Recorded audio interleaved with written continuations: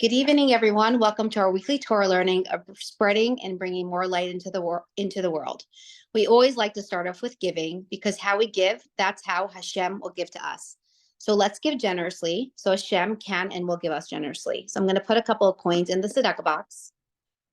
We're dedicating this class for the complete refuah shalema for Rachel Bas Chaya Yuta, Hana Yenta Rivka Bas Shindel, Razel Bas Hadas, Rafal Chaymer Ben Simachasha, Yosef Ben Deborah Leah, Bela Bas Chaya, Hana Leah Sarabat Pesha Gittel, and everyone that needs. I'm including everyone in the Tehillim. We do this weekly in memory of my dear grandmother, Rivka Dina Bas Yosef Yehuda. I hope you're proud. My dear great uncle, who passed away recently, Chaim Dover Ben Betzalel Wolshansky, and to save a life is saving a world, and he saved many lives in the Soviet Union. So thank you. And today was actually my namesake, Chaya Bas Shneir Zalman Derzeit, and her neshama should have the highest aliyah. We should see her with the coming of Mashiach. And it's interesting, we're talking about the Soviet Union, but she was blessed by the Rebbe's father, Rebbe Leivik. She cooked for him in when he was imprisoned in exile. And when he found out who cooked for him, he used to learn with my great grandfather, Itzal Olshansky. He blessed her and her family with long life, and my grandmother, Bela Bas Chaya, should have long life. And she should live to see Mashiach because her whole life, that's all she waited for, and she should see it with her own eyes. We're also doing this in merit for Yisrael Ephraim ben Chaya Tzivya. He's a Chayal, a tzaddik, who is in Gaza right now. Reuven Chaim ben Nechamadina, also in Gaza right now. Raphael ben Dvora Leah, also in Gaza right now, doing and Hashem's going to help them take care of the things they need to. And we're going to do our part, and we're learning in their merit. And for all the Chayalim, they should succeed in everything that they're doing in a very revealed way. And we should continue to see miracles. And for Shachar Yisrael Ben Roni, he should have a refuah shalema. He's a wounded soldier. And for all the wounded, they should heal immediately.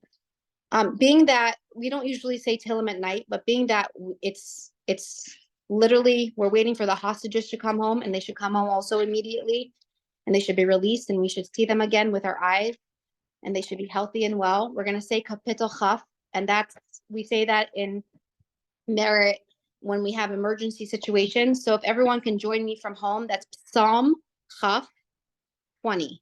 So I'm going to say it, and you can say it along. Lam Natseach Mizmar LeDavid Yancha Adonai Biyam Sarah Yisa Gevcha Shem Eleheakai Vishlach Ezracha Mikadesh Umitziain Yisadecha Yiskar Kol Min Chayzecha Ve'elascha Yidashna Sela Yitain Lecha Cholvavevcha V'chol Atavcha Yimale Niranana Bishua Secha Uvishim Elehenu Nidgol Yimale Adonai Kol Mishalai Secha Ata Yadaiti Ki Haishia Adonai Mishicha Yanehu Mishmei Kachai Bigvurai Seisha Yeminai. Ela Varecha Ve'ela Vasosim Va'anachnu Mishem Adonai Eloheinu Naskir. Hema Karu V'nafalu Va'anachnu Kamnu V'nisaidad. Adonai Hashia Hamelach Yanenu B'yam Karim. Hashem should hear our prayers and our tears, and just to show the world who's in charge. So I just want to share with you, I always like to share with you, everyone, when we get our speakers, why we got our speakers, the connection that I have. I always like to have a connection. I think connection is very important.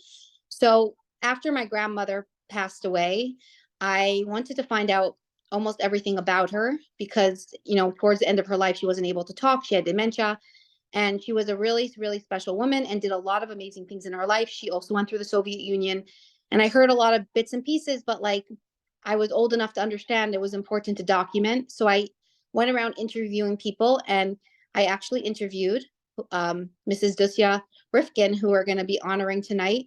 And she shared so many beautiful things about my grandmother. And we're going to share later on in the Farbringen a lot about it. And some of my interview that I had with her, and just different things I found over the years that connected to the interview. But what's interesting about I smile when I think about Dusia, is Mrs. Dusia Rivkin. when I went to interview her, it turned out she ended up interviewing me. She wanted to hear everything about me.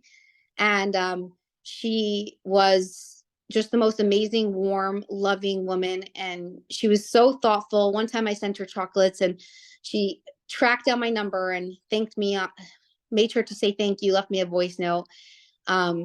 She was just the cutest, and she just like embraced me, because when you love someone, you love their offsprings, and we were discussing that, and it was just a very special encounter. And tonight we're going to have with us her daughters and maybe some other people sharing, and in the Farbringen we're going to have some people share about her as well. So I'm going to introduce to you Mrs. Garowitz, Mrs. Hannah Garowitz, who was my neighbor growing up, and now I get to see her sometimes, which is so nice. And she really, when someone passes away, the way we keep them, the way they live on is through us. And she definitely lives on through her children, and they really are incredible. Her children and grandchildren and great grandchildren. She created the most amazing family with her husband, her dear husband. And if you see in her picture that was on the flyer, it's just laughter and joy, and that's who she was. She just emulated just goodness and kindness and just good energy. And she just did so much chesed. So Mrs. Garowitz, we would love to hear from you. Thank you for joining us tonight. Okay, so good evening, everybody. First of all, I want to thank Chaya for giving us an opportunity to visit with my mother for a few minutes. I contacted my sister and my brother and some of the grandchildren to check out what do they think is important to share. So we got together a couple of points, and if anybody, they don't like, I don't know how they could be camera shy, but if they don't want to be on camera, they just want to be heard, I suppose they can unmute to share in the middle, right? Okay.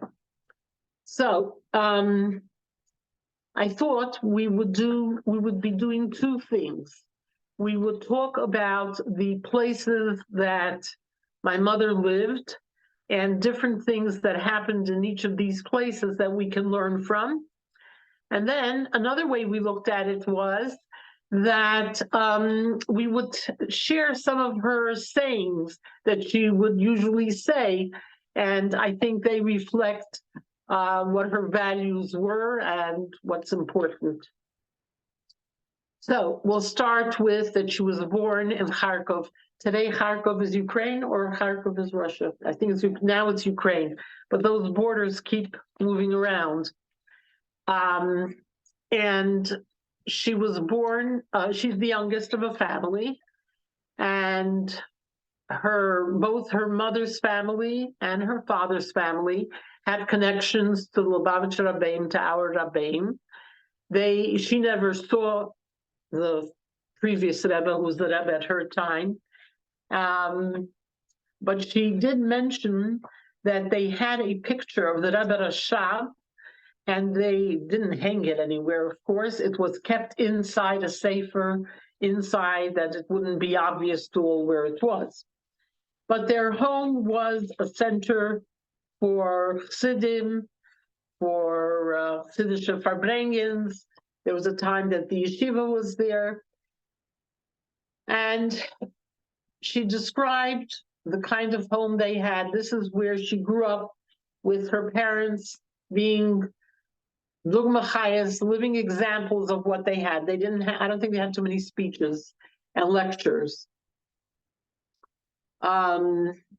She told us that the fear, she used to tell us, American kids do not, if the Nazis are not running after you and you don't have the KGB knocking on your door, you don't know what fear is. You don't know what it means to be afraid. And I remember that she told us that when she was a young girl in her teens, one day there was a search in their home from the KGB. People came to search to see if they had something that wasn't legal to have. And all of a sudden she sees her father lays down on a bed and he starts to moan and groan like he's dying. His heart hurts. And she starts running. What can I do? Should I get the doctor? And he said, quietly move away. After they left, what she found out was that he was laying on a mattress, that under the mattress was all the golden coins that he was doing business with, that had they caught it, they would. So I'm just trying to tell you a little bit about the devious kind of life people lived in those days. So she grew up in Russia, Soviet Communist Russia, but she grew up in a home that she was made to feel very proud, specifically knowing who she is, where she comes from, and what kind of life is supposed to have. She mentioned that they had all kinds of people stopping in. They had food in their house, and there was a man who had lice, and he wasn't well kept, to say the least. And he came to the table to eat, and my mother ran away from the table. She couldn't take it. And I don't know if it was her father, or maybe it was her mother, went and called her and said, you go back and sit down by the table. Every person deserves to have a meal, whether you like the way they smell or you don't. And you have to be respectful and to be polite and a mensch. So these were the things that she grew up with. As the war started, she lost a brother in the war. She had, who was killed. They moved, a lot of the people from Kharkov and elsewhere went south where the Nazis hadn't reached yet. And at that stage, in places like Samarkand, Tashkent, she had a job that I can't imagine what it was like for a 16, 17-year-old girl. She did not look Jewish, so she was used as a courier to go and help people evade the draft, get papers that they don't have to be drafted. She used to go for the bribes, to give the people bribes that they could get extra food rations for the community. And I don't know, I can't imagine at that age being able to do something like that. But this was life. You did what you had to do, and you didn't complain and you didn't brag. You just did what you had to do. It was in Tashkent that my parents got married. Our parents got married. And just to give you an idea of the difficult parts of life, my father was on the list. Imagine if they had computers in those days, they wouldn't need many lists. And he was wanted for some crime that he did, some business not in the communist way. And he ended up being hidden in an attic of a local Yid. And this Yid would bring him food. And at night, he would help him go out to take a walk around the block, as they say. And then he would go back up to his hiding place. When they got married, the day of the wedding, there was a man came over to a chassid, Reb Chaim, and showed him a picture of my father. And he said, do you know who this man is? He's wanted. We're looking for him. So Chaim said, okay, how much money do you need? And I'll tear the picture up. So he gave an exorbitant amount of money. He ran to my father and he said, there's somebody after you. Can we get this money? He said, yes, we're getting the money. He gave the money, tore the picture. I don't know if they had copies, they didn't have copies. But that's the kind of place that at the same time that you were being searched, there was a very freiliche wedding that my grandmother and from my mother's side and grandmother from my father's side cooked. And there was dancing, and instead of instruments, they banged on pots. And I believe, Chaya, that your parents got married the night before in the same community. So we go back a long way. After Samarkand and Tashkent, there was what's called the Great Escape.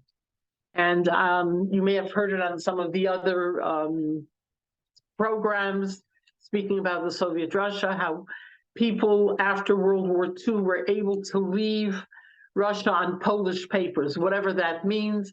And there was a lot of Mesidas Nefesh that people forged documents to be able to get out of Russia. So they were part of that, and that's a very fascinating miraculous and difficult part of our history, but let's go to where they got to once they left Russia. They ended up, they were refugees. They were looking for political asylum, where to go. So they first had a stop in different DP camps. A DP camp is a displaced persons camp. And that was where my mother had her first child, which is myself. And I heard about all the adventures of being born after World War II in Austria, which had plenty of people that were not excited about the Jews being alive. At the same time, there was a Kiddush and there was a Farbrengen. And finally, the people were able to have more open contact with the Frierdiker Rebbe. In fact, the Frierdiker Rebbe sent 2 American boys, shluchim, with containers of sporim, sidurim, chumashim, things that they weren't able to have while they were running and going through the war. And I remember how special my mother was describing how they felt that these bachim were shluchim of the Rebbe to them with such care. From there, in Austria, after they were there for a few months, they were in France, and then different people with the Rebbe, Frierdiker Rebbe's brachas, went to different places.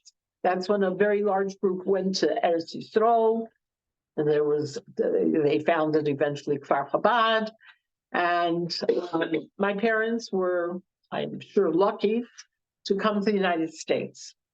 But because of the needs of their official papers, they had to stay for a year in Cleveland, Ohio.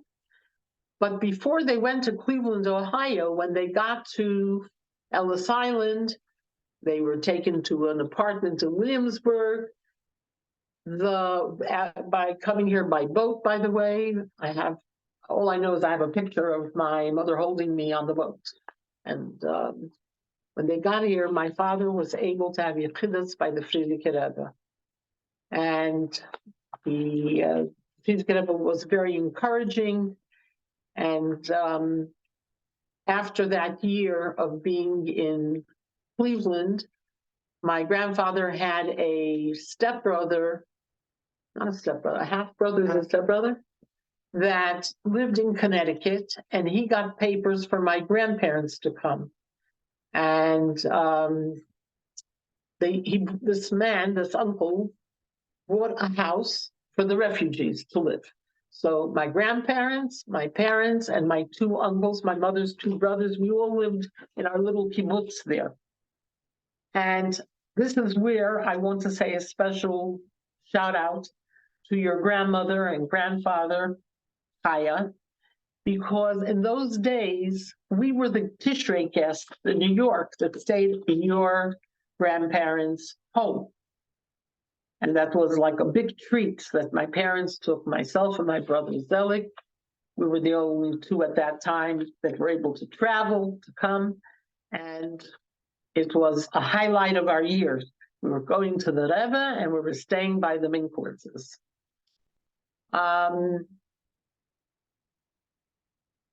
What happened when we lived in Connecticut was that these refugees had to try to establish themselves financially. The boys, there was no yeshiva or day school in the city that we were. So the older boys were sent away to New York. What is RUT to everyone? Does she remember the families that she moved back in Samarkand and Tashkent? Yeah, we could talk about that later. Anyway, so they decided, the girls were sent to public school, myself being one of them, and we just didn't really belong to the public school. We used to go home for lunch. It was right around the corner from our house. And of Shabbos, I would meet the teacher in the class taking a walk, and she'd say, "Oh, why aren't you in school today, Kana or Chana or whatever they call me?" So I said, "Oh, it's the day before our holiday. We have to prepare." The teacher couldn't understand what we have to prepare the day before the holiday, but we lived in our own little bubble. But that was not the future, even though we ended up going for Yontif to New York to be by the Rebbe. I also remember hearing from my parents about the day that the Frierdiker Rebbe passed away. It was on a Shabbos. We're reaching Yud Shvat soon. And a very good friend of my grandfather called Motzei Shabbos to say what had happened. And then my parents, together with all the Chassidim, accepted the Rebbe, wanted the Rebbe to take on the leadership. And that's where our center of our life started and continues and was very important. One of the things my mother loved to say is remember your roots, where you come from, and hold on to the doorknob. That's an expression that Chassidim use to say, hold on, even if you can't get inside the door, hold on right nearby, so when the door opens, you'll be right there. In fact, my mother, let's skip a few years, for her birthday, I think it was for her 90th birthday, no? When she decided to write a Sefer Torah, she said, I don't want you should wait till I die and then you'll write a Sefer Torah in my memory. I want to write a Sefer Torah for my birthday and dedicate it in honor of my children and grandchildren. So she did that. And we had a big celebration in our house. Everything was a good cause for celebration. This was a big one. And she had to decide what she wanted to write on the cover of the Torah. And that's she wrote that it's an honor for children, grandchildren, that they should know where they come from, and that they should hold on to the klamke. That was one of her sayings that I mentioned we would mention. So going back to coming to New York because of the education, then at that point, my parents said, I can't quote exactly. If my sister-in-law is on, she's very good at details, Bluma, if you remember the exact words, but something on the order of that my parents said that they wouldn't give up the chinuch of their children, the education of their children, for a plate of borscht. In other words, because their business was starting to develop or take root where they lived, they were going to move because they wouldn't endanger the chinuch of their children. And it was a very, very special experience to come to Crown Heights. You walk out of the house on Shabbos, and there are people that are going to shul, whether you know them or not. You say Good Shabbos. The whole world around you is keeping Shabbos, able to go to yeshiva. The first day of school was Yutas Kislev.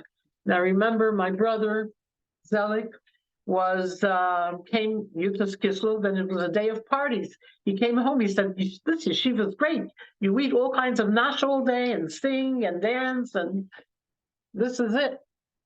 So we're very excited to be living here.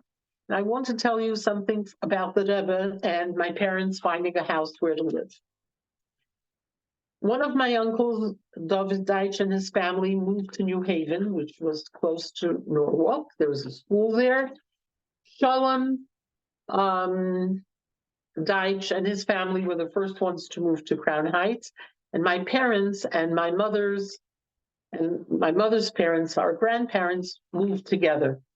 When they were looking for a house, which was not an easy thing to do at that time, they found a house that they thought might be good, and they wrote to the Rebbe. And the Rebbe told them the following guidelines. Make sure that your in-laws and your parents, in other words, my grandparents, feel that there's a place for them in the house. They should have their own house, but be part of your house. And that took time to find that kind of setup. In fact, we don't know why. There was one house they wrote that they thought might be a good idea, and the Rebbe did not agree to them buying that house. We don't know why, but of course, if the Rebbe said it's not a good idea, he didn't give a bracha, they weren't going there. So we used to kid ourselves and say, you know why that's not a good house for us? Because it's across from a hospital.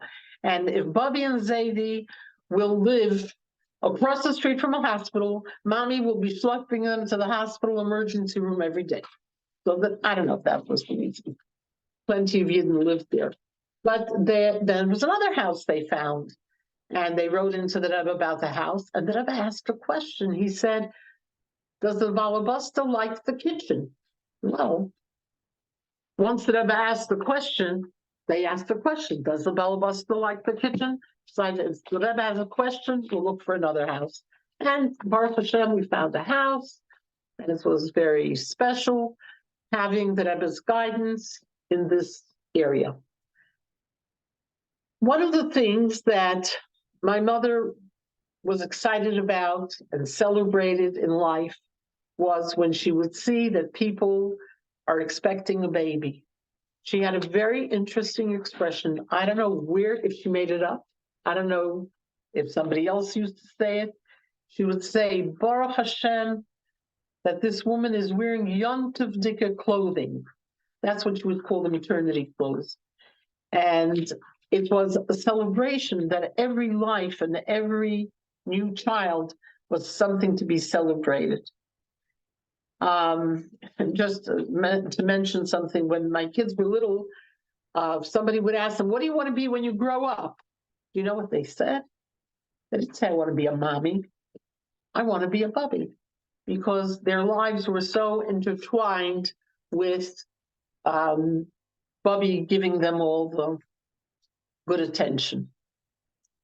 Going back to growing up in Crown Heights, the Rebbe was, as I explained, central in our lives. And there was no question. My parents came growing up in Russia. My father didn't have a beard right away. It was something that, whatever. And my mother didn't have a shekel. She covered her hair, but she didn't have a shekel. But if the Rebbe said this is what's the right thing to do, there was such an interesting combination of acceptance and love for whatever the Rebbe said, whether they felt they were on that level or not. So when it came to televisions, there was no such thing. The Rebbe said no television, no television. It's not like, oh, I want it and I can't have it. It just isn't part of who we are. And if it was a question about college in those days, no college. The Rebbe said no college, so it's no college. But it was not with burdensome exclamation points. It was really done with love and an emunah pshuta. Things weren't always rosy, but there was a solid emunah pshuta that was who we are. Let's see, what other thing? Oh yes, a very important example was that when our brother Zelik was one of the boys that was approached to be a shliach the second year in Melbourne. The Yeshiva G'dayla had shluchim, and he was on the list that he was invited to be a shliach in the yeshiva. And they were told, you cannot go unless you have your parents' permission. So he came home to speak to his parents, to our parents, if they give permission that he should go away for 2 years to Australia. And my father and mother looked at each other and said, we decided that our children belong to the Rebbe. So of course you can go. It wasn't such an easy decision. You know, it's not like you have a phone and you have video chats. And there were 2 phone calls in those days. One of them was about good news in the family. One was about not such good news in the family. But in the 2 years, there were just 2 phone calls. There were a lot of letters. And I don't know if Zelik wrote in English. I don't know if he wrote every week, but in English, you got English. Okay. Anyway, so that's another quote about that we live with, that the children belong to the Rebbe, because the Rebbe that's our life. What else did I want to tell you about my mother? Some interesting things. Let me see. I better put on my glasses. Actually, these glasses are hers from her house that I never threw out. Let's see. Oh, I want to mention something else. That before my mother passed away, I don't know, when was it that she went to visit? One of our daughters went with her family in honor of her son's bar mitzvah to they got permission to go on the Grant a Wish program for his bar mitzvah to Russia. And my daughter asked if my mother could come along to be the translator. So she went along with them and she visited Kharkov. And it was so exciting for us to hear, what is she going to say about the city? Does she recognize it? Does it look different? So there were many different things she told us. She was extremely impressed with the fact that Yiddishkeit was out in the open, and the Mesidus Nefesh that the Shluchim have in Russia and Ukraine, all these places. But her connection to communism and fear and lack of trust, as much trust as she had in the Eibishter and everything else, the fear and the lack of trust in the Soviets and in all those places did not change. So it was interesting that she went back there and what she saw. Let's see, what else did we want to say? Remember anything else? I don't know. How long do we have? We haven't decided how to make You it have as bigger. much time as you'd like, but I'm just going to say real fast while you're looking Yeah. at your Yeah. notes. When I interviewed your mom, she told me my grandmother, and I'll tell you this later in the Farbringen more about it, but when my grandmother had to take her kidney out, she asked your mother to come with her to the hospital to stay with her. That's how close their friendship was, that she felt close to have your mom with her in that very vulnerable time.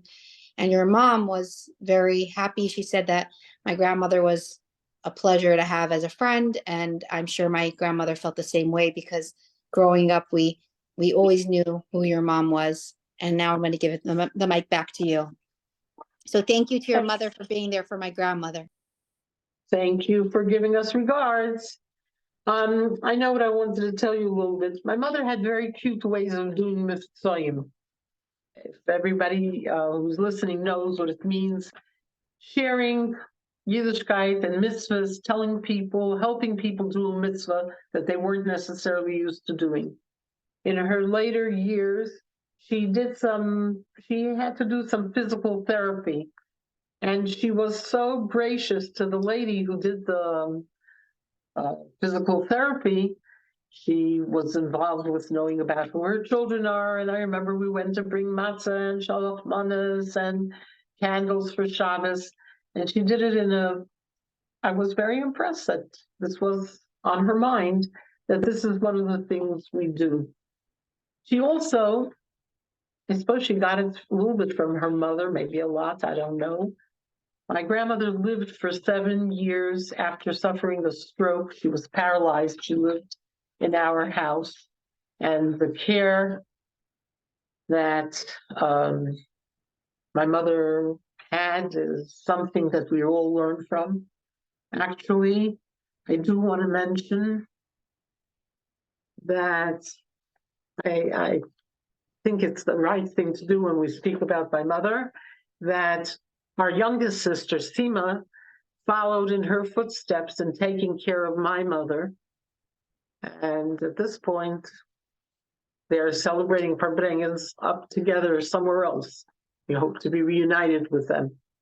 But I also want to mention that I have a brother living in Eretz Yisrael, and I was so happy you started the program with Tillim, because we all need Yeshuas, both as a nation, both as every individual needs brachas.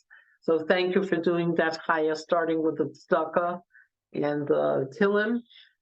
So we have a brother on Shlichus in Carmel, Israel. I'm inviting you, if you ever go to Israel, you want to visit somebody, he'll let you in. He was brought up in a good Jewish home where they believe in Achnasas Tzarchim. And my other brother lives in New Orleans, Louisiana. Maybe that's a bit closer for you, but they're aware of this celebrating my mother. And it's nice. We believe that Mother's Day is every day. So it's not Lilu Nishmasa. It's in her honor, and I really thank you for doing that. So I just want to finish off at least with one more thing, and then I'm open the tilt. That. Is ready. Oh, okay, very good. My mother, I didn't get to see it that often, but my mother was ready for Shabbos early Friday morning. Her table was set. She never came running out of the shower, hazzled, frazzled. She welcomed the Shabbos on time, sometimes a little earlier. And that's something that I wish I could implement in my life. We all need Shabbos and Mashiach, which is compared to the time of Shabbos, to come not only on time, but even earlier. But I wanted to mention, besides that, she also had what I started telling you that she learned from her mother about saying Tillim. So my grandmother, even when she was paralyzed, this is the picture that I have of her sitting in the wheelchair. She couldn't move herself. She would be put in, she'd be taken out, but she always had her Tillim open. She knew it by heart, I'm sure. But my mother in later years started to say Tillim. She had quite a few Tillims because she used them every day, and they would tear, especially being that she had pictures of all her grandchildren, each one from everywhere, in her Tillim to say Tillim with them in mind. And one day, Rachelaya told me that she came over to my mother and said, "What's happening? What are you up to? What's doing?" So my mother said, "I'm not finished with my responsibilities to the Eibishter yet," because that means she didn't finish saying all her Tillim. One day I came and asked her what's happening, what's doing, and she said, "Ich hab hukuriku dem Tillim." Now, I like the story, so I'm going to share it with you. You was probably maybe familiar with it, that in the times of the Baal Shem Tov, one Yom Tov on Rosh Hashanah, a shepherd boy came in, and he sees the people all davening, and he saw a tremendous amount of emotion and blowing of the shofar, and he also wanted to be part of it. So the only way he could express himself was by saying kukuriku, and he said it loud. And the people were so upset in the Baal Shem Tov shul, "This is what you're doing." They wanted to throw him out. And the Baal Shem Tov said, "No, no, no, no, no. He belongs right here." The depth of his heart, what he wanted, his heartfelt expression to Hashem. So my mother knew the story, and her saying Tillim, sometimes she would say it with this expression, sometimes she would say it a different way. She wasn't sure if she pronounced all the words just right, but she knew that it was coming from her heart. So when I asked her how she was doing, she said she kukurikud the Tillim for that day. I like it. Just wanted to share that. Anyway, anything anybody else wants to bring up?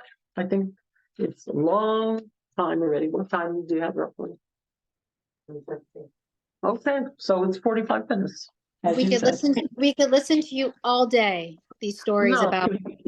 If there's any more stories that come to mind, we'd love to hear them. Maybe you could describe how your mom was, like her relationship with the Rebbe, because your coming up. So somebody asked, can she answer the first question, which was if I remember the families that she was with? I can tell you a few things about Samarkand and Tashkent. That's what I wanted to tell you. My mother's parents' name was Deitch, Mendel Deitch, and my grandmother was Hinda Deitch, and they have some little books today written about the Baba Hinda. So anybody who's interested in children's literature, there is a book called As Big as an Egg, and what was with the porridge? Something about the porridge. These are stories about my grandparents, Deitch, they had some money, people were dying of hunger. My grandmother would go online to get the food ration tickets, and she would stand at the end of the line and ask everybody to give something from theirs to give to somebody else, so that she would be able to give out all these tickets to the people that needed more food rations. My grandfather, they had in their yard a big pot of soup, and there were tables and benches, and people would come and have a meal. And my grandfather was the kind of person that he sat together with all the guests at the table. They didn't feel indebted to anybody. And I know there's one person that told us that, here, this is the question, Rivka Tornheim to everyone. What was it again? You have to put it on again. Yes, we knew Leibov. I remember Rabbi Yisrael Leibov used to come to our house from Eretz Yisrael. Who else? Sudak, we're related to. And who else? I don't know. But the Bukharian people that were there, definitely they had a connection. And it was an example, as difficult as those times were, it was an example of how Klal Yisrael, no matter what their background, whether they were Sephardic, Bukharian, Chabad, Litvish. So we have a question. Do you remember the Bukharian family name? Yes. And what was Yosef. His name, one second. I don't know about it. His last name was Cohen by here because he was a Cohen. The place that my father stayed by, he had two wives. One wife's name was Mazal, and the son came to Israel with this mother, Mazal, and after World War II. And he came to visit my father. I'm sorry, I'm thinking if I remember the last name or not. I think it was a Cohen name. And she told him, go find Mordechai, who stayed by us. And whatever he tells you to do, take his advice. And there were many other families. Tell me some more names and I'll tell you. Somebody had it written on here. Here, Chaya ben Shimon Tagores, share more stories about your grandparents. Okay, we can. I just want to make sure I answered the original question. Yes, my father's parents' name was Rivkin, that's my maiden name. And my father's father passed away before World War II. And his mother and his sisters and some brothers went to Eretz Yisrael rather than to, where else would they go? To America. My parents, from my father's side, he was the only one that came to America. Rivka Chain's iPhone to everyone. Cannot get enough. We'll watch the rest tomorrow. What a treat. Great. Okay. What else? You wanted more about the... About what you're saying about your grandparents with the guests at this table, he would sit with them. I don't know. We met many people who would come to my grandparents to say hello to them. They felt very close to them because they felt that they had saved their lives. I wasn't there. I just heard stories, and I heard one of the people say something that it was a little frightening. He said, I long for the days of Samarkand. And I remember saying, how could you want to be in a place that had so much famine and people dying and difficulties? So the person explained to me, I don't remember if it was my grandfather or some guest that was there, that said there was so much opportunity of helping each other in Avos Yisrael that I wish we could have done even more. That's what they meant. So that's from one person's lens. Okay. We have someone on here that I went to a wedding earlier, a simcha, and it was so special. And she told me she was so excited to see the picture of your mother and father, and she was so happy, and she was a friend with her, Mrs. Lipsker. And I asked her if she would consider sharing a little bit about her character and her friendship I think she's on. If you're on, if you could please unmute yourself and just to share with the family, because it was just, I don't even know how to say it how you did. I just felt like such love. And so we're going to wait for you to unmute yourself and to put on your screen. She may not be on yet. She was on. You know, I want to tell you something. I want to tell you two things about Mrs. Lipsker. One is that my mother would say that every time it was her birthday, Mrs. Lipsker would call her to say happy birthday. So I know that there was a relationship. That's one thing. And the other thing is I once heard from my mother that Mrs. Lipsker would come when she was a little girl. She would come with her father. He would deliver some poster things from New York to Connecticut. And maybe she remembers being a little girl coming to my mother's house. That was what she thought might be. Oh, there she is. I see her. Okay, so Mrs. Hi, Lipsker, Cheryl. if you can unmute yourself, and we'd love to hear from you. Okay. What you shared with me today at the wedding. Yes, I was so happy to see the picture of the Rivkins on your, whatever you call the thing the flyer that you put on before your show. Yes, okay, Rabbi Rivkin, I didn't really know. I just know that he was a very big klal to her. Mrs. Dusia, Rivkin was such a heartfelt, she exuded a heartfelt energy. She was a balas chesed of the highest level and did everything below the radar. Helped people in every single way that you can imagine. Begufa b'mamayna b'nafsha, with her body, with her wealth, or financially, and with her soul. With her good word, with her smile, and of course, all her actions. And she, of course, gave so much energy to bringing up her family properly. Life wasn't easy for her. I wanted to say, amongst the excitement, of course, having a baby in a DP camp, she explained and expressed to me in her heartfelt words, they didn't have with what to swaddle or wrap the child to take her home. That is the dire conditions that they lived through. Achanan kind of made it sound like, adventures and excitement, but life was like really, really hard. And growing up in a family, I want to say that my in-laws family, the Lipskers, went to work in Kharkov, stayed by the Deitches, and went home for Shabbos.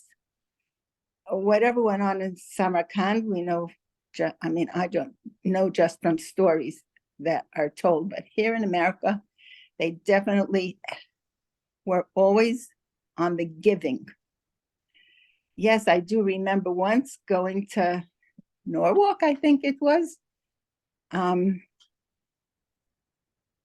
house was a Tudor house. I remember more of the outside than the inside. It was just green and shrubbery on the outside. On the outside, we played a little. We were welcomed in. Yes, my father delivered kosher chickens and other things to the Deit home and was always warmly received.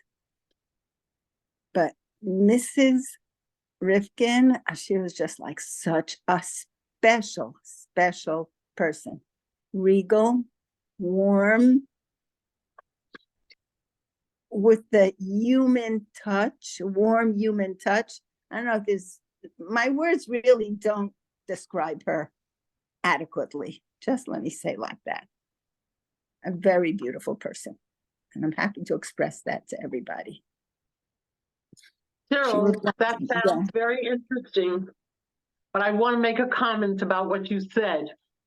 Maybe. No. I think it was very insightful that, you heard the part of the challenge. I want to tell you a saying that I was reminded by one of my, it was probably my sister-in-law to mention, that my mother would say that when anybody wants to complain about any situation, and it was a real situation, it wasn't like just kvetching. Really, there were different things that people were finding hard. She wasn't the greatest optimist, I wouldn't say that, but she did have a certain approach. And she said, we have to be grateful and thankful that we have who to cook for, what to cook, and with what to buy the things that you have to cook. So this was a perspective that whatever you had, whether it was easy or hard, there's what to be thankful for, and you should forget about all the frills and get to the point. I just wanted to mention that.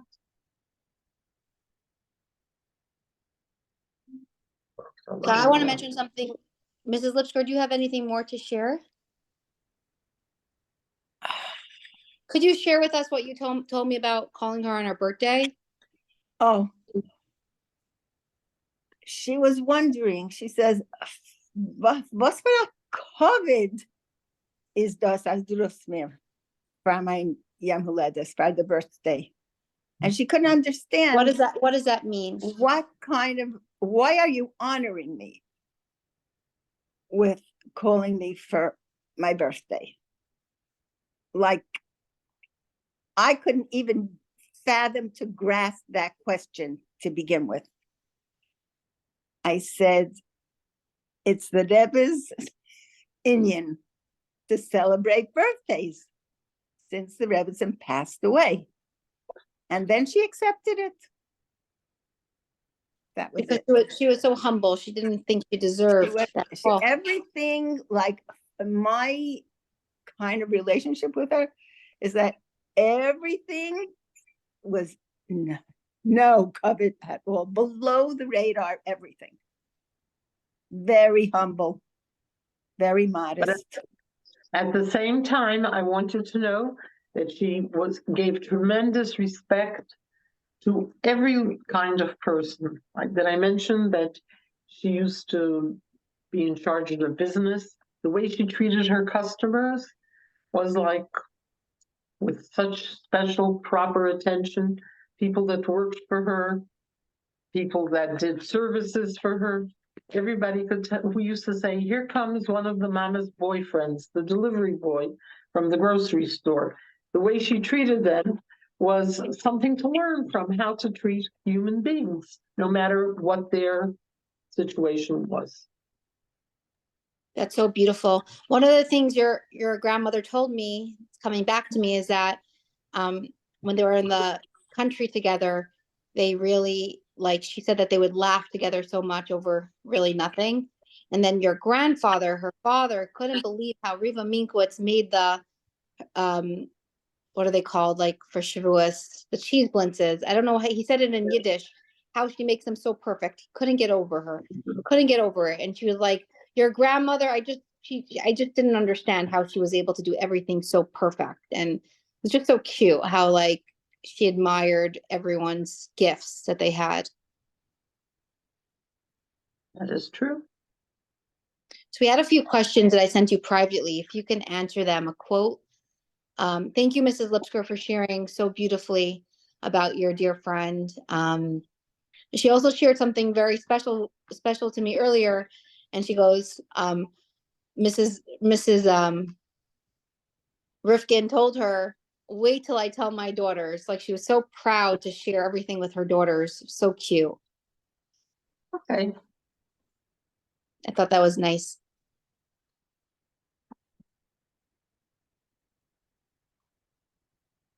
Oh, someone asked what was the business that your mom did in those days? Like what was okay, I can tell you what she did.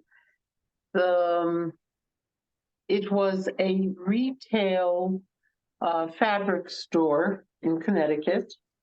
And she was the buyer. She would go to the places to buy the fabrics, and they sold it. It was a very well-established place by the time we left Connecticut.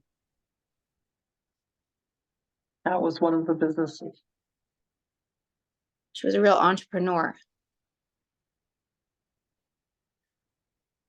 but a humble one. So can you tell us about if it's the quote about the food? I don't know if you mentioned that earlier. About what? Something about the food, about cooking. Yes, that she said that you should always be happy that you have who to cook for, and that you have what to cook, that you have the means to get what it is that you need to cook. Because living through hunger and living through hard times, or people that are lonely, they have no one to cook for. Be happy that you have who to cook for. Don't complain that you have guests. Baruch Hashem, you have who to cook for. And you have what to cook, because there were times when you didn't have what to, even if you wanted to, you didn't have. So she used to point out and remind us to be grateful and to be happy that you have who to cook for, and with what to cook, and what to cook. I love that. That's beautiful. That is actually beautiful. And today we're so lucky what we have in our lives. Like what our ancestors had to go through is a lot, and they were hungry. So someone asked a couple of questions. So I'm going to ask it if it's okay. And if you're able to answer that, we would be very honored. Are you able to share with us how the Rebbe included her in the future palace project initiated by Rebbe Dvosha? Okay. And what is that all about? So okay. So it happens to be that I know that in Eretz Yisrael, there was a man by the name of Dvosha Rivkin, and we are not related to them by Rivkins. My father's Rivkin's family are Kohanim, and this Rivkin family are not, but we know of them, of course. And he is started a project to build a palace for the Rebbe Melcham Mashiach, and his wife was involved in that. But that was not my mother. That's another Rivkin family, and we're waiting for Mashiach to come, and the palace will be ready. Main to that, but I'm sure she was part of a lot of other initiatives in the community. Is another question, is her family written in the Summer Kant book by any chance? Just letting you know, before the Chabad community came to Uzbekistan, the people who lived there were religious, and they did a lot to survive among the Muslim people. They did a lot, what? A lot to survive among the Muslim people. What is that? A lot of what? To survive among. Oh, to survive. They came to Samarkand and Tashkent. It was during World War II. So the book Samarkand talks more, from what I read by Zaltzman, that talks more about the Eden that remained or came to Samarkand after the war, after the Great Escape. So I would have to read the book to see. I know that, let's say, Mendel Futterfass was involved with the Great Escape. He was in Siberia, in prison, and then he came back to live maybe in places near there. So you have to be very specific about what the question is. I know that my parents were there with their families and with many of the families during the war before they left Russia. So I don't know about in the book Samarkand, because the bulk of the book speaks about the underground cheder and life after the people that had left already. And the people that left Samarkand in a second wave later on in the early 1970s, I believe. So that's all I know about it. Okay, thank you. I'm so thankful for everything that you shared. Is there anything else that you would like to share with us? Like maybe like how your parents paved the way for what you do today. Maybe you could share a little bit about that. You know, I like to not to go into analyzations. I try to, myself and my siblings and our children feel we have direction and support. And we've always had the direction and support from our parents. And we hope we do them proud. We're looking forward to seeing them again very soon. And I don't think, we just do what we have to do. Wow. Well, you're doing a lot, and is it okay if I share with our viewers what you do? Yeah. She has a seminary for Jewish girls religious girls in Crown Heights. It's an amazing seminary. It's a program where you can get your bachelor's, I believe, right? And through Jewish studies. Could you share a little bit about that? Because I think Be very happy to share the following information. okay. My class, when we finished elementary school, became the first class of Beis Rivka High School. A high school that, the Rebbe, the Frierdiker Rebbe established Beis Rivka. But for high school, the students that went either to Beis Yaakov or the other from school of a different style, a little bit was central, like YU. Later, all the different communities started having their own high schools. So Beis Rivka High School started when my class finished elementary school. When we finished high school, there was no seminary. The girls who wanted to go to seminary could have gone to Beis Yaakov. At that point, I had written to the Rebbe about what I was thinking of doing, and the Rebbe said that we should have a Beis Rivka seminary, and I should tell my friends that we should join. So we were the first class of Beis Rivka seminary. After we finished seminary, we were 10 girls in seminary. Each one went on to do different things. I taught in Beis Rivka, and at some point, when I was teaching in Beis Rivka High School, the principal left, and they didn't have a principal. So during my Sheva Brachas, the people said, "Could you please take over until we get another principal?" So I got stuck there. Of course, I asked the Rebbe, and the Rebbe said, "Take it on." And then later, we were hoping that we would go on Shluchas. And anyway, it ended up that I was destined not to graduate Beis Rivka Seminary. High school, I graduated. I went to seminary. And I'm still there. It's not my seminary. It's the Rebbe seminary. And I have the zchus to share this responsibility with many colleagues. And we offer a program.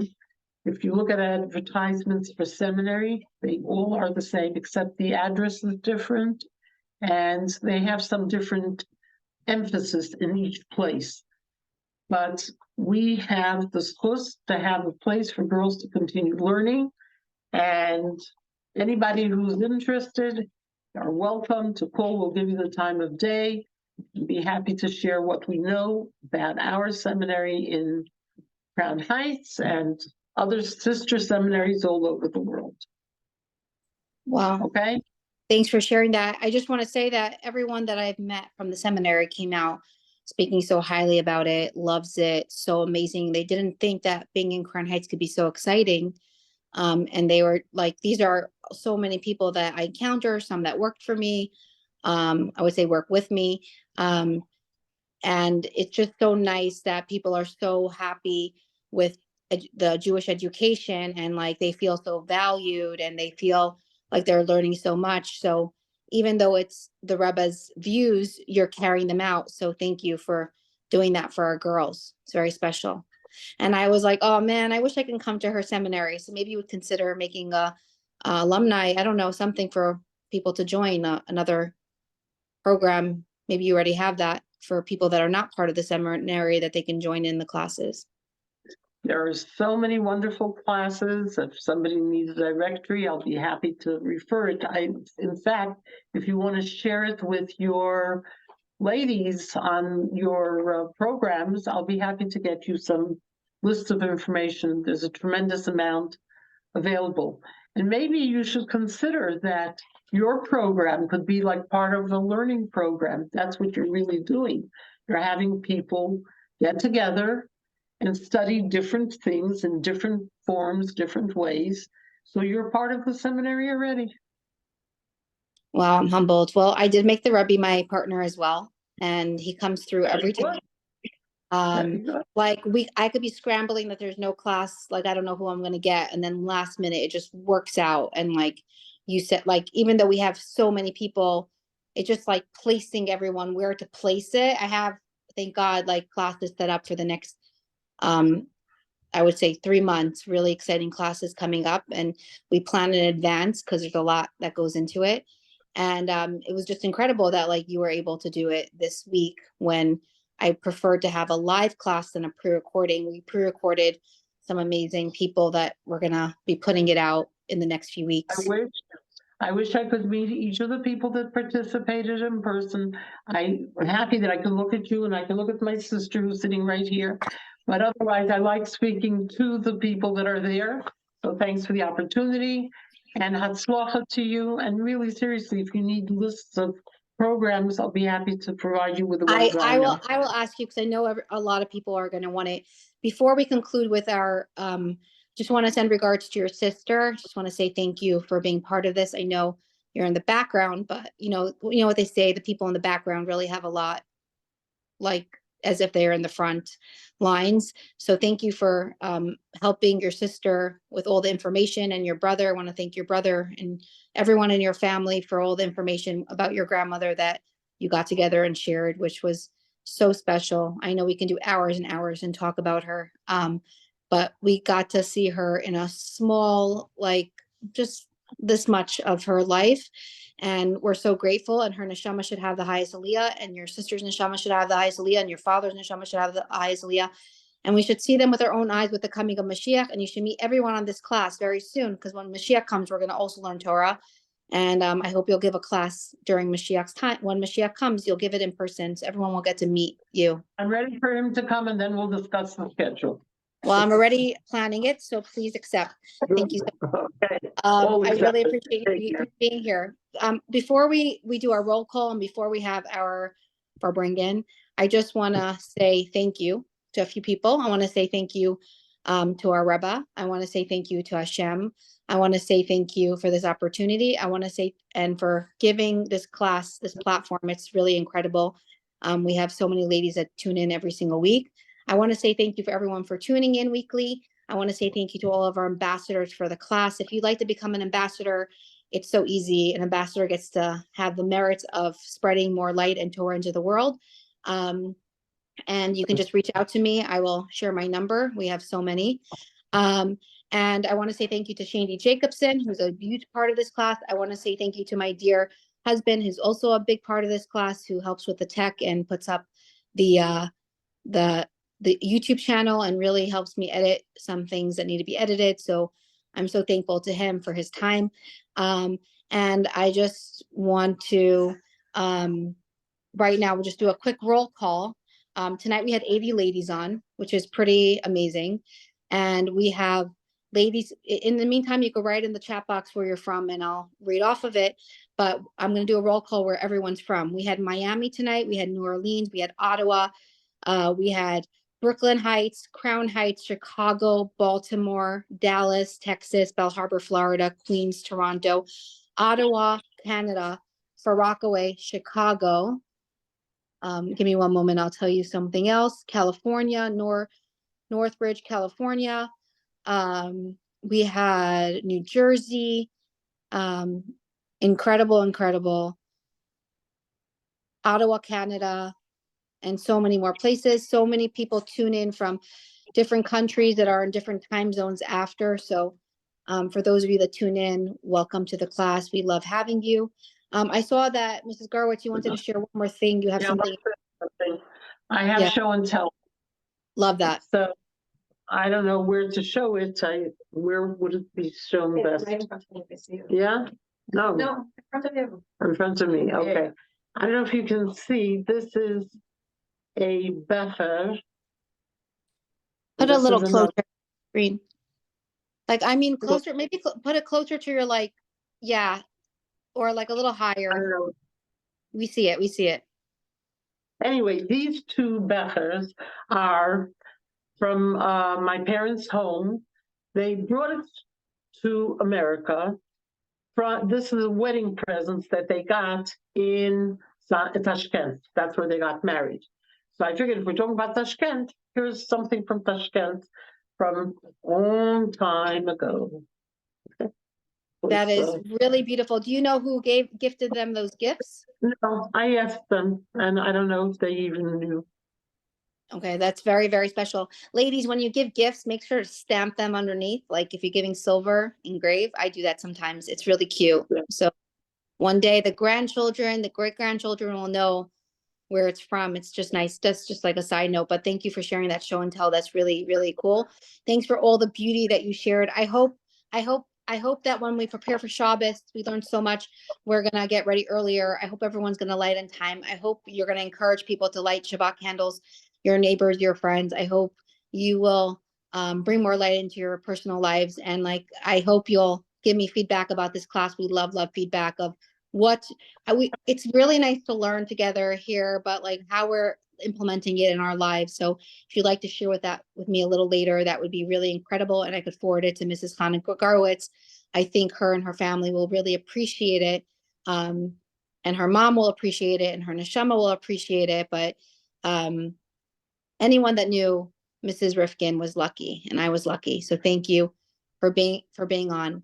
So now I'm going to ask everyone if they can please get yourself a l'chaim. It could be grape juice. It could be your choice of beverage. I'm just going to move my camera for a moment. And we're going to say a bracha together. And what Malach Machol can't accomplish, we can with having a farbringen. So I'm going to make a bracha out loud and everyone could say amen. Baruch atah Adonai Eloheinu melech haolam shehakol niyeh b'dvarei. Water never tasted so good. Okay, so I just want to say that when we started this program, I was gonna start with this, but we heard that firstly, we're dedicating this farbringen in merit of all the people that need a refuah shalema, for the hostages to come home, for all the chayalim to be protected. Kaya, we don't see you. You don't see me. Do you see me now? Fran, do I you see see me? I see Okay. you. Okay, fantastic. Hi Shandy, welcome. And the hostages should come home, the chayalim should be protected. We should be #Hamas free. And all the evil free from this world. We should get them all out, everyone, that, there's no room for terrorism. And we must remember when we're starting this farbringen is that we should fear no one but Hashem, and Hashem runs this world, and he knows what he's doing. And very soon Mashiach is coming. And when he comes, we want to make sure we're on the right side and that we were, part of bringing Mashiach, and we can make it happen. But it's only going to happen if we bring him. Like if we want him, we bring him, we scream it, we yell it. So, and we're also dedicating this to another Chayal, Menachem Mendel ben Sarah Rachel. He should be safe. He's in Gaza as well. And I don't have all the names in front of me, but all the Chayalim. And if anyone wants to put anything in the chat, like we'll read it, we'll write it, and that will be amazing. Now, I just want to say that my grandmother loved her friend Dusia. She called her Dusia. That's how we knew. Like I always knew Dusia Rivkin, Mrs. Rivkin. And okay, firstly, just side note, if I'm doing this, we have 57 ladies. We need some screens on because it's really hard to speak to like boxes. So I would appreciate you're not going to be on the recordings. It's just a little bit hard, like, and then I feel awkward, and then I'm not going to be able to do it. So thank you for putting your screens back on. I really, really appreciate that.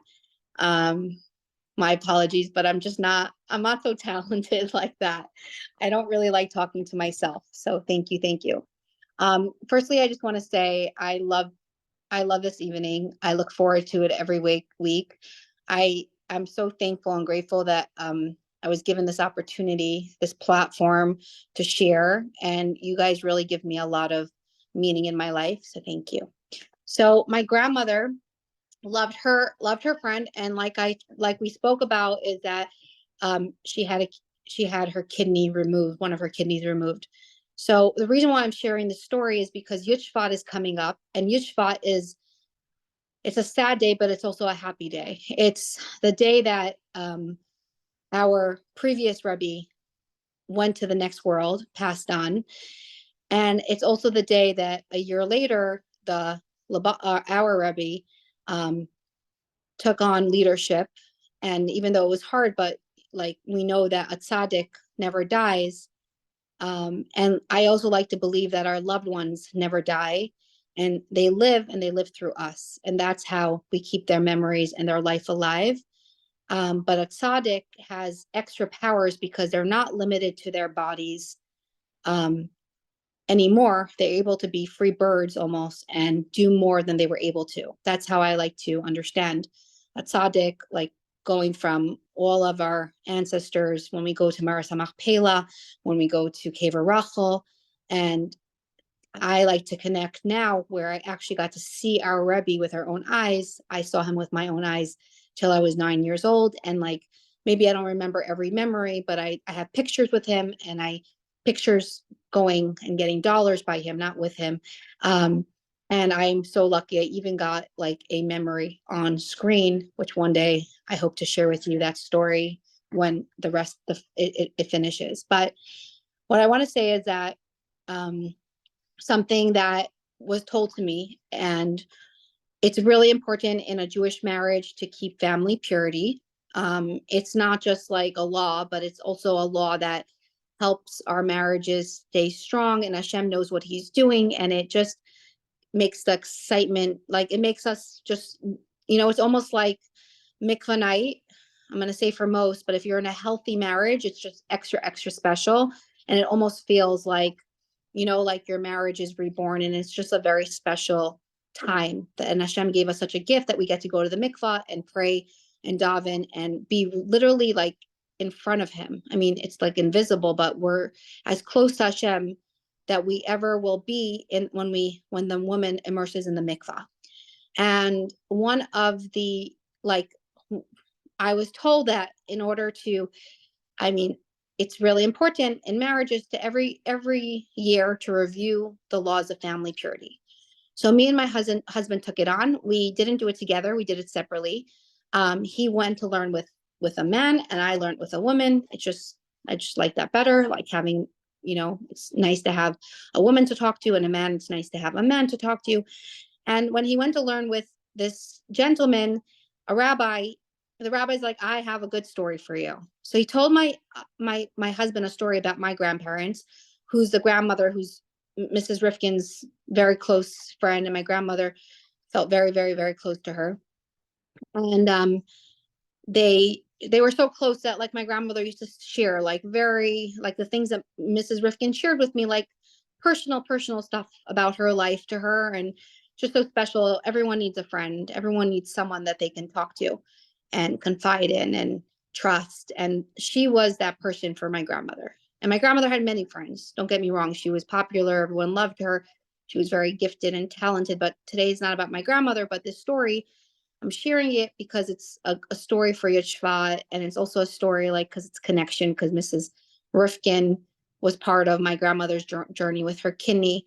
But basically, this rabbi told my husband a story about my grandfather, and something didn't add up in the story. My husband's pretty smart, and he said it doesn't make sense because a chassid, someone that's a lamplighter, someone that's connected to a Rebbe, doesn't question what the Rebbe says. He does what the Rebbe says. And I know that your Zaidi was a chassid, and he wouldn't question like this. Rabbi told me, I'm going to call someone up.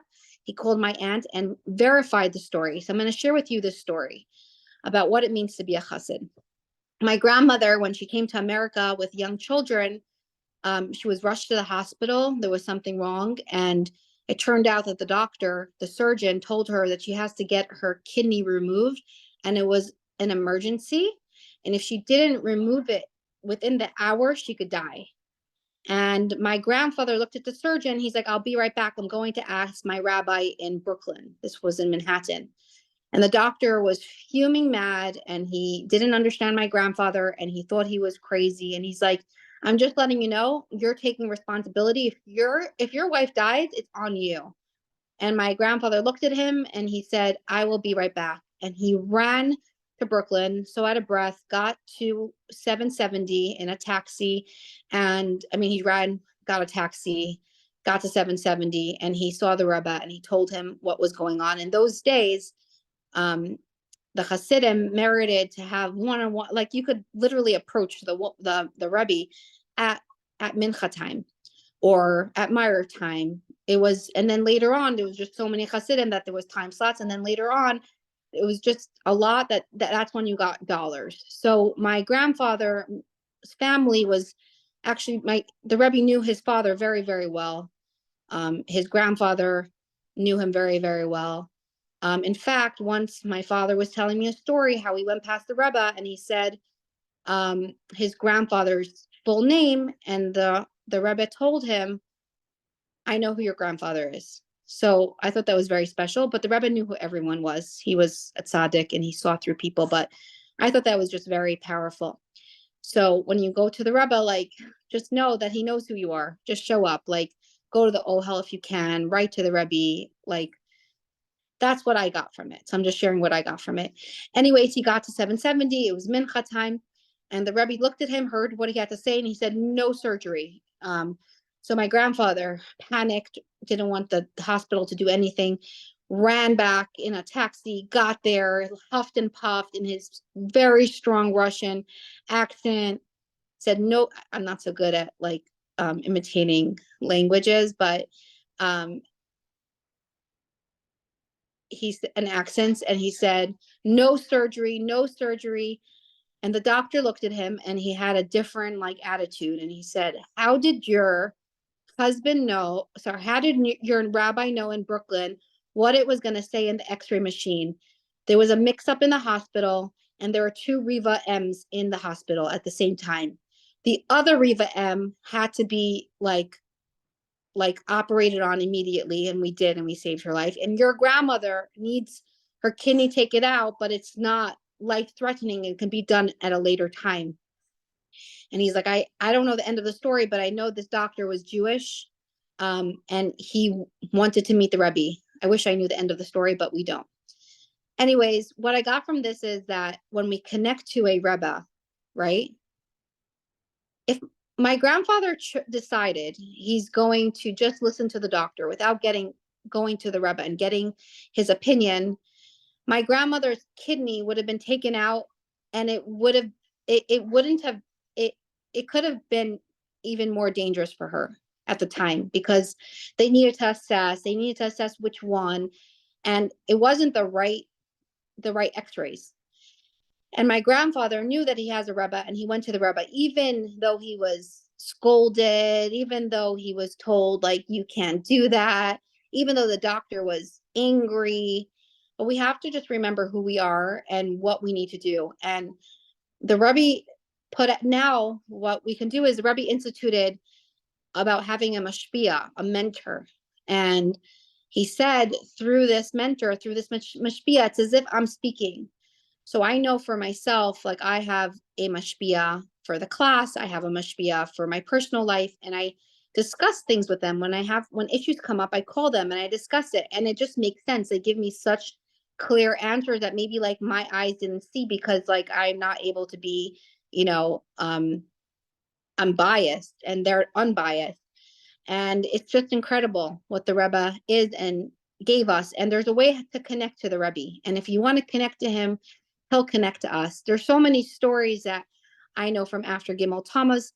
I'm going to be interviewing some people that met the Rebbe that I know from Bell Harbor, Florida, some gentlemen, some people that I know that are family friends, and I'll release it. It's a little different, but there are some incredible people that have what to share. So I discussed it with my mashpia, and she said it's a very good idea to do it. My uncle gave an incredible, he was in the Soviet Union. So we're going to release that in a few weeks. So we're gonna release a couple of things. And I hope you enjoy what we do share with you all. And I would love, love, love to have feedback. If that's okay, like you could private message me after if you like the things we put out.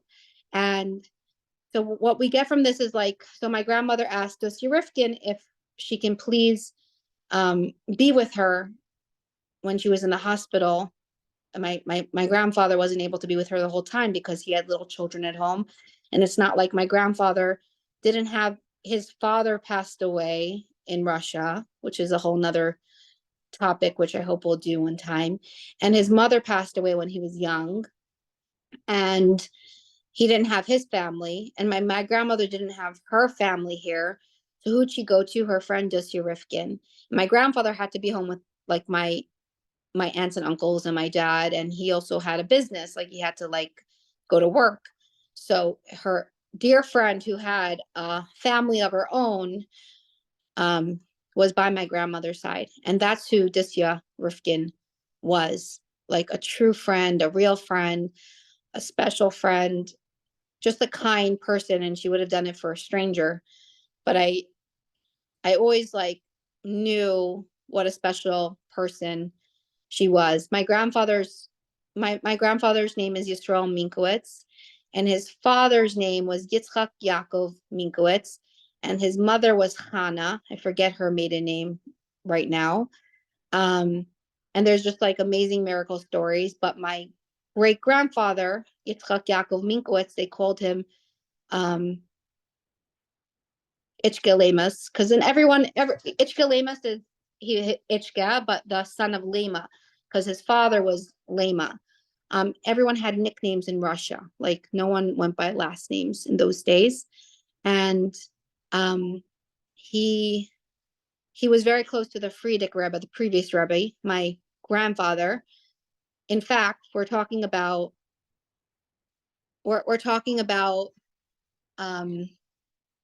how my great grandfather, who was close to the previous Rebbe, the Frierdiker Rebbe, and when the Frierdiker Rebbe left Russia, it actually goes with this topic, the Soviet Union, he put 3 Hasidim in charge. And one of the Hasidim one of the 3 were my great grandfather, Yitzchak Yaakov Minkowitz. We're gonna talk about him in the future. I'm not gonna go into detail because we're gonna have a class on him in a few weeks. And one of the things, the power of a Farbrengen, is that there was a woman in the town and she didn't know what to do because she was denied papers to stay where she lived. And her name was Rasha Rosa Rabashkin. Either they call it her Rosa or Rasha Rosa. I don't, or like one of the two. And she came to the 3 men. They were like Rabbanim back in the day. That's what they called them, the rabbis of the town. And the 3 rabbis looked at each other, like literally, like they had nothing, like they didn't even know how to help her, but they said, make a Farbrengen. They banged on the table and they said, make a Farbrengen, make a Hasidic gathering. So what happened? Everyone went to the Rabashkin home on Shabbos, had a Farbrengen, incredible Farbrengen, and Farbrengen day and night ate up every stitch in the house. And in those days in Russia, you went to the marketplace once a week, and that was usually like Thursday or Friday, and that was your food for the entire week. And there wasn't a lot of food to buy. It wasn't like you had options like we have, like 100 different types of ketchup and mayo, different flavors and condiments, and it wasn't like that. Like there was no such thing. You got potatoes if you were lucky, you got bread if you were lucky, you got flour if you were lucky, and you were so lucky if you got eggs. There was no such thing as, oh, sugar was like a dream. Okay. And having chocolate, like there was no, it didn't really exist. It was like in those days, like chocolate, like you had to be really lucky to have some chocolate. I remember someone saying how like in Russia, when they were given an apple, it was like their life was the best life ever. A little kid, like he got an apple. It was like the biggest treat. So anyways, they had it for bringing, and the next day she had to go to the marketplace, and she was still not in the best state of mind, this woman. And she walked to the marketplace with her head down, and she meets a cousin who went to the Communist Party. It was very common that people went to the Communist Party. It was easier, and once you were in, you couldn't get out. And she said, Rasha Rosa, what's going on? And it doesn't matter when you meet a friend, and you, even if you respectfully disagree, hopefully we respectfully disagree always, only you're there for them. And she said, she told her the story, how she was denied papers and she's so afraid. She doesn't know what's going to be with her family. She doesn't know how she's going to get out of Russia. She doesn't know how she's going to be able to live where she lives. She doesn't want to like have to go on a train with no money. And she said, oh my goodness, I work in the office with the officer that stamped the papers. I'm going to tell him it's not true. Your family are upstanding citizens. You're not, because they gave a lot of tzedakah, the Rabashkins, from back in the day. They still do. They do so much chesed and good. And everything was overturned that day. And we learned about the power of a Farbrengen. And I got to hear the story recently, about 2 years ago or a year and a half ago. I was invited to the Rabashkin residence, Mrs. Rabashkin, who's my grandmother's first cousin. She's elderly and she's incredible. And she invited me into her home with so much love. Like this elderly lady, I went with my husband, and I was there with the Rosenfelds from Israel, who has a seminary, 2 seminaries. One's Machon Alta, and one is it's called Rosenfeld Seminary. And he told me the story. He's like, you ever heard the story? And I'm like, I had no idea that my great grandfather had a connection to the Friedrich Rebbe, like that was so close. In fact, he was so close that he was gifted a kapata, and my grandfather got that kapata, his kapata. And the thing is that unfortunately it was stored in the basement, and then it got moldy, and my grandmother threw it out. And I'm like, oh, can't believe she threw out such a holy, like something from the Rebbe, but it wasn't meant for our generation. That's how I look at it. And the power of a Farbrengen. So that's what we're doing now. Why did I tell you the story? Because we're having a Farbrengen right now. We're having a Hasidic gathering. We're gathering together. We're hopeful and we're praying. We have to always be hopeful that the hostages will come home. It's just so beautiful to see how we're all so united, and it's time for Mashiach to come. And the Rebbe said to one Farbrengen, he said, people were just shocked. He's like, I'm done. I did everything I can, and now it's up to you. And no one knew what that meant. And we know what that means. It's up to us. We have to bring Mashiach, and we have to fix ourselves, and we have to do more, and we have to bring more goodness and kindness into the world, and we have to bring more light into the world. And we really just have to look at everyone with a good eye. And we have to make sure that we could look at ourselves with a left eye, but look at others with a right eye only, and never ever judge someone else until you're in their shoes. And I believe that is what's going to help bring Mashiach, and we deserve it. But it's known that Mashiach's going to come only when we scream it and yell it and demand it. So I hope tonight we're going to all demand it, like get off this program and demand it. Talk to your families, what they can do to bring Mashiach, your communities, like what could we do? Everyone has something, and we all have a mission, and no one is the same. Like some of us, and someone asked a very interesting question about Reb Dvosha. It's actually our 3rd year anniversary of this class next week. We've been doing this for 3 years. It's so exciting. How do I keep track? Because next week is my birthday. And I always remember on my birthday, that's when I started it. Fran's on here. She knows. Shandy Jacobson came down to Brooklyn Heights. We did an incredible Farbrengen in person before COVID. I had no idea what this is going to be one day. But I do know that when we take on something for our birthday, you continue and you don't stop. So yeah, it's just pretty incredible. It was my first Farbrengen I ever had in Brooklyn Heights. So I'm very grateful to the Brooklyn Heights community and all my friends from Brooklyn Heights. It was incredible. 44 ladies rocked up. That's why when it was a big crowd. That's why when we have a class of 80, like tonight we had 80, I'm like, whoa, that's a lot of people if we were in person. But it was just so incredible. And I spoke and she spoke, and we had sushi and we had wine and we had little door prizes, and it was just incredible. And the next year COVID hit, and my dear Aunt Chani Lipsker shared on a Zoom class, was not recorded, unfortunately, about the power of a birthday. And I hope she will share in the next few weeks. She told me she'll do a class in honor of my birthday. That's a birthday gift to me. And it was just incredible. And then I had an idea for 4 weeks later to do a 4-week series on Megillah Esther. And then I had the ideas just kept coming. But I don't give, and I'm so thankful to everyone that helped me with the class. Like in the beginning, it was just so like in the beginning, it was just very raw, like only 18 ladies. If there was 19 ladies, I would be like, how did they get on? Like, who told them about the class? Like, this is like a private little club. And eventually, once it spread, I'm like, okay, now we're going to spread it. So we did spread it with the help of Hashem and the Rebbe, and like, of course, my grandmother upstairs, and there's no question about it. She's like, I know my grandmother. She goes, my granddaughter, she's gonna make it. And I know she's proud, especially now that we honor her on the class every week. So I thought it was just very cool. And I hope you guys will help spread the class and the Torah. And we're going to keep bringing on good content for you. Let us know what you want to hear. Let us know what you want to learn. But like, really look at the past classes. They're incredible. We covered so many different topics. And just know in times now, I know everyone's going to get their gun license. Everything's important. But what's really important, yeah, a lot of people are going to get their license to get guns, like for protection. But what's really, really important right now is really like protecting our homes with spirituality. And that is putting up your mezuzahs, checking your mezuzahs, because that's real protection. We had a whole class on mezuzahs. So Google it, Beyond. And it was mezuzah stories, like stories about like crazy mezuzah stories. Make sure to buy a letter in the Sefer Torah for your family. That's protection. And it doesn't cost a lot of money. You can do $1. There's a Unity Sefer Torah for Israel. Like, reach out to me. I will get you that the website. And like, it's literally put $1, $18, whatever you want in it, and you're protected, your whole family protected. Put your entire family in there.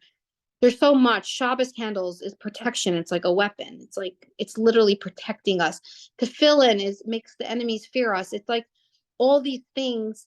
Like, why look at the outside when we first can do what we need to do on the inside? So we should make sure we really connect spiritual. Now, in the beginning, I mentioned it was my great grandmother's, my namesake, yard site today, the 22nd. It was also Michal Roskin's yard site today. I just found that out today. He was such a special man, and we're going to hear about him also in the future. He was the cutest man. He owned it's still there, a most amazing fruit store on Kingston Avenue, Roskin's Fruit. And I remember as a little girl, I would go in there, we'd schmooze. I mean, too bad I didn't get it on film, but he told me the best stuff. He was the cutest man. He went through the Soviet Union. He lived it. His mother, unfortunately, like his father died. His mother raised him and his brothers. And like, she did such a great job. And his neshama should have an aliyah. My great grandmother's neshama should have an aliyah, Chaya Wolshansky. And she was blessed by Rebbe Leivik, the Rebbe's mother. When Rebbe Leivik, he used to travel. Well, he unfortunately, like at his end of his life, he was tortured and he had such a hard life. And his wife was, Robert Simchana, was the most incredible wife. She followed him. She was there for him. She made ink for him at a berry so he can write his Hasidus and his teachings that we have today because of her. And she smuggled it out of Russia, literally smuggled it out. And she could have been shot just because of finding a little paper like this with ink on it in her pocket. She could have been shot dead, and only because she was a Schneerson. And my great grandfather, his name was Batal Wolshansky, and she was Chaya Wolshansky. And it was known that she was a really good cook. She used to make nothing, like something out of nothing, like potato peels. Like, I mean, they had nothing. I mean, nothing. But she cooked a good meal for Rebbe Leivik. And when he found out it was her, he blessed her with long life. And I thought that was very, very special. And we see it. And in the beginning of the class, we mentioned my great uncle, Chaim Beryl Shansky, Chaim Dober Ben Chaya. I interviewed him, actually. I actually have an interview with him, me and him on the phone. And the first thing he said to me, Chayala, we have to remember we have an Eberster and we have to connect to him and only him. And he said when he was a driver, okay, so there was, if you look into the history, to get out of Russia, they had to forge passports of people that already died unfortunately in the gas chamber, in the Holocaust in Europe. Terrible. And basically they had to do whatever they had to do to survive. So he was a driver and he used to drive on Shabbos. I mean, it was permitted. He was a 16-year-old boy. He limped. He actually got a bracha by the Frierdiker Rebbe, like he had polio, and the Frierdiker Rebbe blessed him as a little child. He was so connected to the Frierdiker Rebbe, like he had letters, and wish I can get copies of them. But basically, he didn't look suspicious because he looked like I would say a nebach, like I don't know how to say that in English, but like a real like a wimpy kid. Like how could he be capable of doing anything what he did? But he was driving a truck, and it was interesting. My grandmother's sister was sitting next to him in the truck, and who is this? My girlfriend. Okay, they're 16. She's probably 15. She was very pretty. Made sure to get a pretty girl, and he was in the truck. There were people in the back, and they're like, "What do you have? What are you transporting?" And they're like, "Furniture." Go. Next set. Go. And there's so many people that like remember my great grandfather, sorry, my great uncle, who really helped him, and he was so humble that he just wanted a tiny little. He had literally the smallest funeral at his end of his life, and he definitely has a big welcome party upstairs. So I took it upon that every single week, since he had such a small like way of going to the next world, I want the whole world to know who he is. And I believe that this classes reaches a lot of places. I'm so thankful. But he did tell me that he felt that there was Malach Michael on the right of him and Malach Gavriel on the left side of him. And he's like, there's no way I could have gotten the things that I experienced without having these malachim watching over me and Hashem and God. So we have to remember, like, don't listen to the media, don't listen to the other side, don't listen to don't get scared from all the marches, don't get scared of these things. Like in 1 minute, like Hashem's going to do something. So I just want to say, like, just connect to Hashem and know that Hashem is watching out for us. And a father never leaves his children. And like someone came to the Rebbe and they wanted to know why the Holocaust happened. And the Rebbe said, and the Rebbe himself lost his brother in the Holocaust. They killed him. He was special needs. He was in a special hospital, I believe. And they literally cold-heartedly killed these special needs people in this special like facility. And the Rebbe knew what pain was. Someone in his wife's family passed away. I don't remember exactly, but like terrible, terrible stuff. So he knew what pain was. And you could only, I feel like people can only say it if they lived it properly. And the Rebbe said, we're only going to know the answers when Mashiach comes. So all their holy neshamas will come back and they'll tell us, but they went in such a holy way. They went singing Ani Mamin. But we should really just remember that good is coming. The Rebbe promised that in our generation, Mashiach's going to come, and he's literally almost at our doorstep, and we should be ready. We should have our outfits ready. We should have just be ready, like to have the knowledge. Like we don't want to get there and like not know. You know, when you go somewhere and you're like, wait, what's going on? Like, where do I go? Like, how do I get there? But when we know what's happening, it's just like such a more exciting experience. So we want to be on the side of knowing and be in the know, because we don't want to have to ask our neighbors and friends and like, be behind them and rely on them to tell us like who everyone is. Like we should know it, and we should really get to know our backstory, and we deserve to know it. It's our history. And I want to thank everyone for listening. I want to thank Mrs. Garwitz for sharing your incredible wisdom. We're so lucky that you shared with us tonight about your family. It was incredible. And I want to say thank you to all of you for tuning in. And by next week, I hope and pray Mashiach will be here, and we'll do this in person, because we will do this when Mashiach comes. I guarantee it. And we'll have a big, big crowd. You'll bring all your family and friends and everyone. So God bless you all. Thank you for being here. We have good things in store for you in the future weeks. Subscribe to our YouTube channel, and we love you all. Good night.